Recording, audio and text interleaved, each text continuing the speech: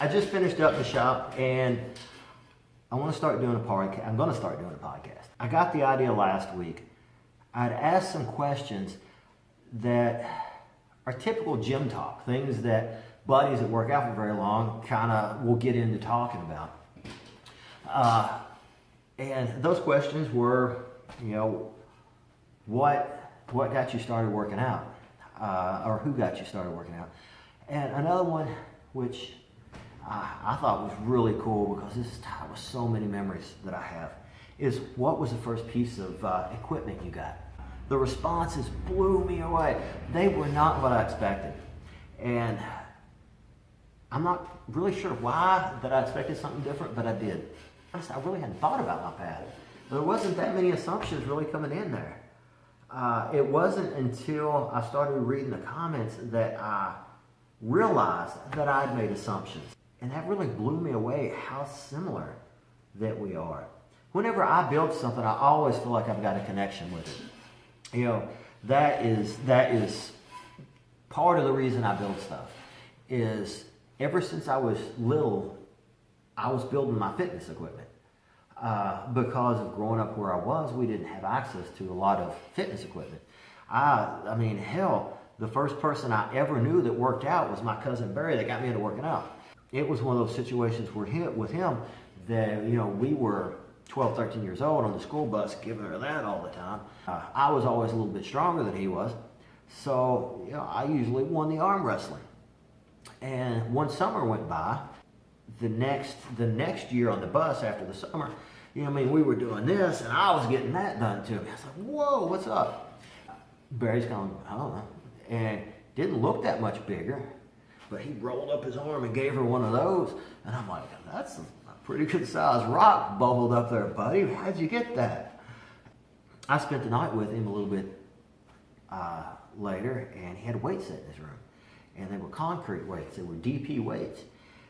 He threw 85 pounds on the bar, and he goes, boom. And I'm like, okay. And since I was stronger than him, I said, put 100 on it.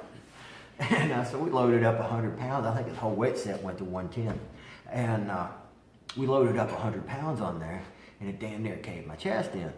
I just pushed it off, and I've never bench pressed anything in my entire life. Probably hadn't even done a push-up. It just goes kapoof, and I'm like, get it off me, get it off of me. You got it off. I'm thinking, that sucked. So I dropped it down to 85 pounds, what he was bench pressing. I thought, surely as shit, I'll throw this through the roof. And brought it off, and then, bam, hurts a little less. And he pulls it right back off of me. And I got down to 65 pounds. My bench was 65 pounds. Made me feel like a total cupcake. I was amazed. I remember at that point in my life, I looked around and I thought, there's something to this. You lift these things, you get this straight. You lift these things and you get stronger. Well then, I think I need to be picking that stuff up and setting it back down again. A lot. It was a little bit before I was able to get weights. So I was looking at yard sales for concrete weights. I knew I'd seen them. I'll get some weights. So I did. I ended up getting two 10-pound plates. They may have been DP plates, but they may have been another brand too. I don't remember. But they were two concrete 10-pound weights. No bar, no nothing like that. I remember measuring the inside of the hole so I could find a bar or something that would hold them up so I could use them. That's whenever I learned about inside dimensions and outside dimensions. I went to get a piece of metal at a hardware store. He says, well, I gave him the dimension in 1 inch. And he said, well, is that OD or ID? And I was like, ID? You're ID about what? Seriously. He said, ID. I was like, idea? Well, I don't know what you're saying. Inner Dimensions, ID, son. And I'm like, oh, okay. So I'm thinking real quick so I don't sound too stupid. Okay, inner dimensions, inside the pipe, outer. I'm like, what? Outside dimensions. He's like, okay, you mean OD? And I'm like, yeah, 1 inch OD. And, you know, that's a really good memory. And as I started reading over some of these things, man, it's clicking off memory after memory. And I'm thinking, yeah, there is a connection that goes past, you know, just a piece of equipment, a piece of this or a piece of that.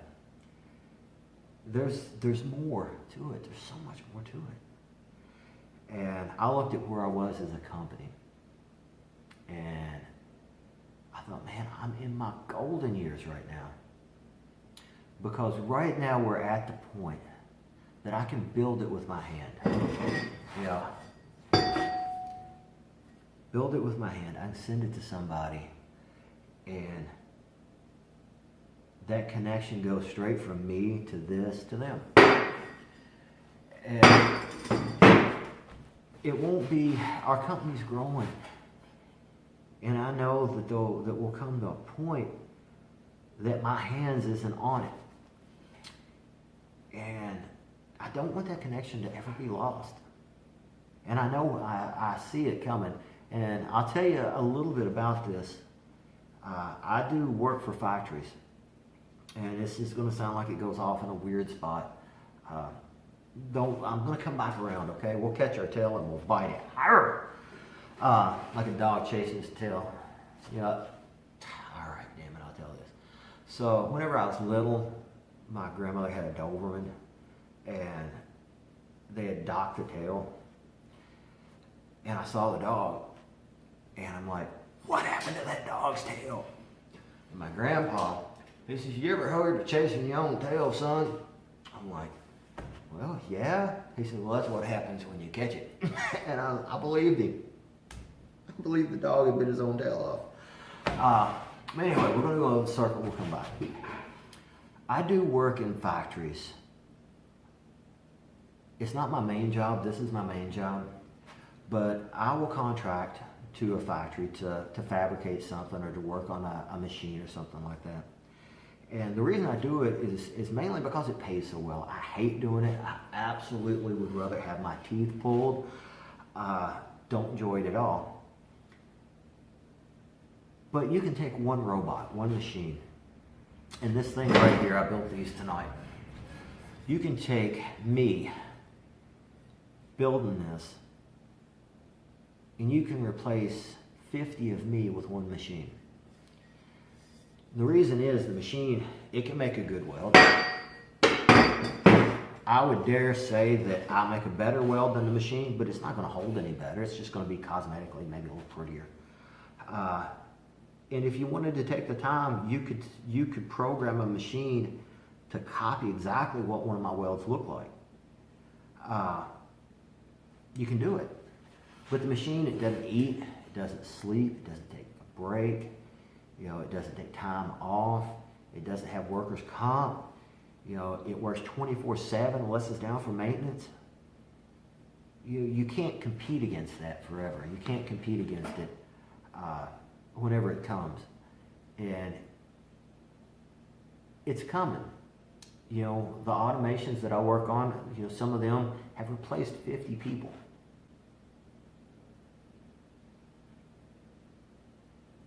Right now we're in a place where that most of the cheap stuff, cheap fitness equipment, is coming in from overseas. And America as a company, however you want to say it, in order to beat cheaply priced overseas stuff, I almost said crap. That's what I was thinking. We have to use American steel and automate a lot of the process. Some of the companies are already doing that. And I hope that I never get to that point. I never want to get to that point. I want to always have a connection, because that connection for me is what it's all about. You know, it's not about a factory turning out a cookie cutter something that is based around how quick you can turn it out, how cheaply you can make it, you know, and just push, push, push. So reading over the comments, it really brought me to realize how important that is to me. Some of the commenters, you know, they really hit me. I'm going to read over a couple of comments and how that personally, that kind of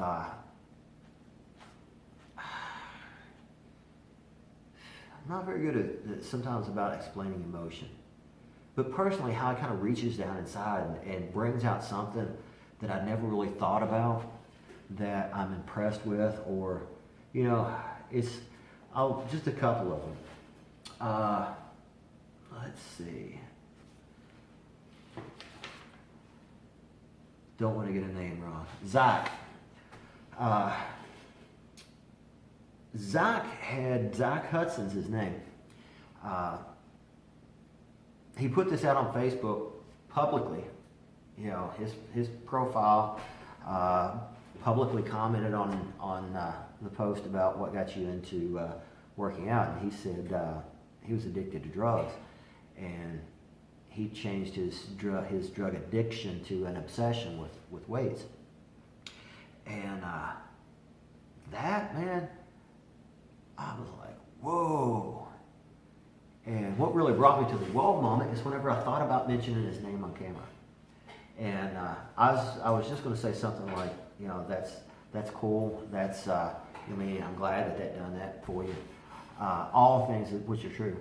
But I realized, you know, I mean, there's a lot more to this, because this guy's doing something here that a lot of people don't do. And that's that he said, look, I was addicted. A lot of people don't want to admit that. They want to hide that shit away. And this is the path of the road that I took that helped me. And if more people would do that, if more people would say, look, I was a heroin addict, you know, not hiding it, but weights and working out and this, or whatever it is.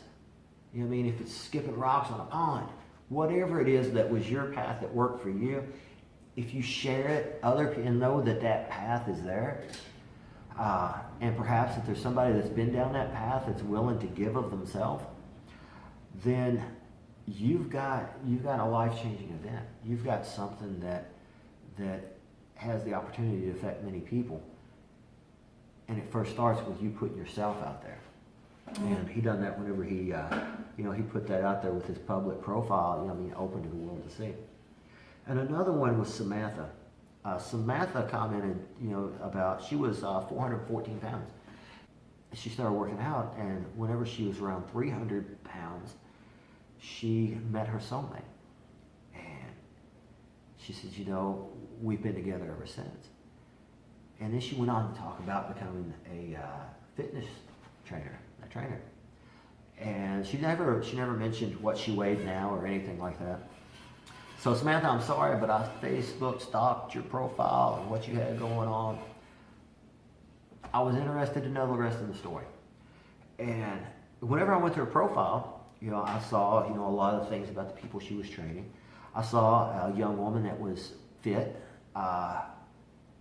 didn't brag about, you know what I mean, her proportions. Some people was like, you know what I mean, they this, that, and the other, and I lost this many pounds and this many. She just presented herself as a fit lady and a trainer. She didn't take a path some people take. Whenever people lose a lot of weight, they can use their picture and they can put it up here next to a bottle of something and say, take one of these a day, eat all the shit you want to eat, and you're still going to lose weight, like me. and then do the thing. But she didn't do that. So she wasn't just trying to make a buck. She had chose to be down in the trenches with the people. And a good personal trainer, personal coach, or life coach, or whatever you want to call it, I just call them trainers, good personal trainers. They're down in the trenches with you because what they're doing is they'll call you up and hound you. Are you not going to work out today? Are you okay? You sick? You know, they'll give you your space, but they'll also be there because their goal is to train you. They are a personal trainer. Their goal isn't to spend hours in the gym for whatever reason. Their goal is that they've took something they're passionate about, that they love, and they're showing you the path that changed their life in most cases. There were so many of them, you know. Like Carmen here, he got in 1960. He got a York Big 12 set, and I have one of the plates on the York Big 12 set. And then Jay later on down in the post, he's like, I drove to York, Pennsylvania, to York Barbell in my Bronco and picked up my first set of weights, 400 pounds and a bar. You know, I'm like, yeah, that York plate I've got, I was super happy to get that. York Barbell 20-pound plate, biggest plate I had. At the time, I had concrete weights. The story back to the story was me and Barry. I went garage sale looking because the Western Auto down there by us, it didn't have plates. But one of the first plates I got was a York Barbell plate, 20-pounder. And I'm like, yes. That was after I got a couple 10-pound plates. So many connections. Jamie Wilson says he weighed 145 pounds whenever he started working out in high school. Must have been his freshman year. He's a big sized dude. Pumping iron should be mandatory every freshman. Every freshman in high school should see pumping iron. They also should have to take wrestling. I've got one in here I got to read to you. Poor kid. I'll read. I can't find it, but he saved up his money, 14 years old, bought an ab lounge. An ab lounge. It's like, wow, dude. He's like, yep, I know. All these things is just awesome. Well, wrapping it up, I hope that you've enjoyed this. If you have, tell other people that you think may enjoy it. I'm going to do some things like this. I'm going to do something like this every week. It is something I am really excited about doing. So catch you later.